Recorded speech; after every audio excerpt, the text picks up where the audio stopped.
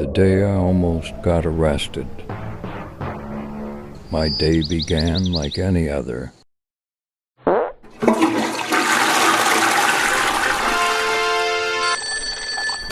I had received a sad call saying that my uncle, who was like a father to me, had passed away, and his funeral was an 8-hour road trip away from me.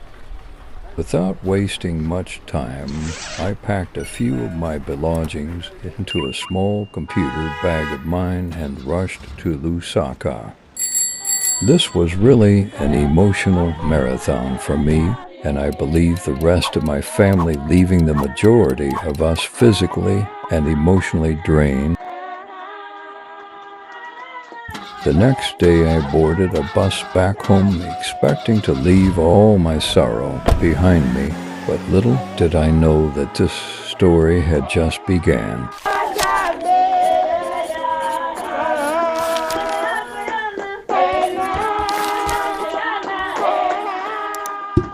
In the shadows of the night, where secrets often creep, lived a boy from Zambia who was roused from his sleep by an officer so stern, with a glare of icy frost, accused him of a crime, and everything was lost.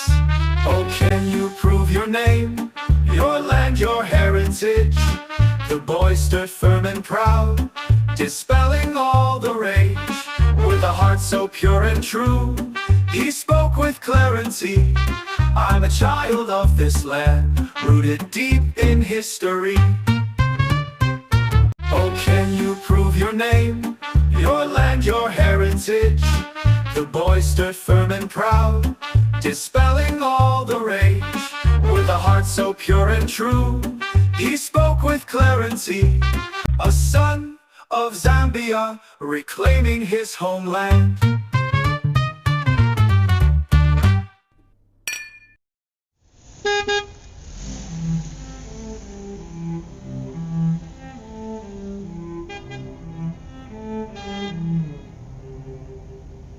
My journey started off uneventful for the most part, so much so that I slept for the majority of the trip until we reached the halfway mark.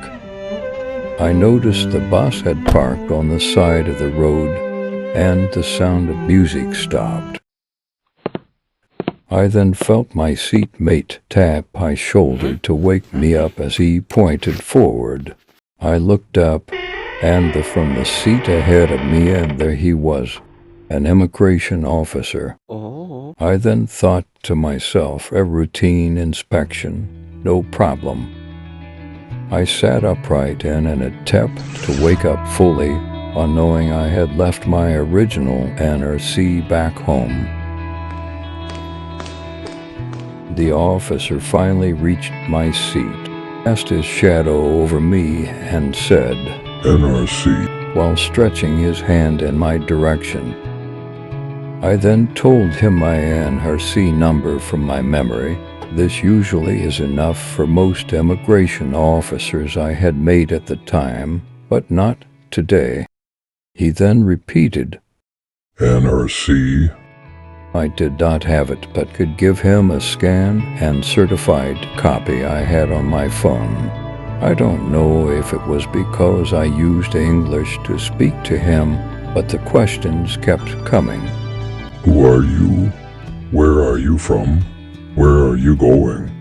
All these questions he asked me as fast as possible in Bemba, almost as though he wanted to confuse me with the local language.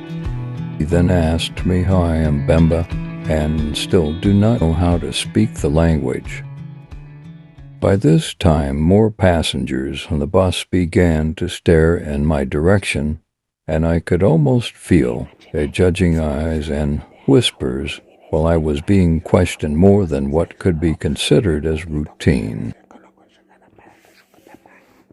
With almost a fade-up look, the officer looked down to my phone's screen, then asked what village I was from. I then told him Luapula. What? He looked back at me with a shocked and angry look on his face. That is when I remembered that my NRC says Mansa. For those who do not know this, Mansa is in Luapula. The immigration officer seemed to have had enough of me and began making accusatory statements towards me in what I took as an aggressive manner. I apologized for saying Luapula and told him I was very sleep-deprived as I was just coming back from a funeral. He then asked me more questions so loudly about why I was such a liar. At this point I mentally disengaged with the officer because it was clear to me that he fully believed that I was not a Zambian citizen. He asked me more questions about my lying ways, but I did not answer him in fear that I might respond in a way that he may again take offense.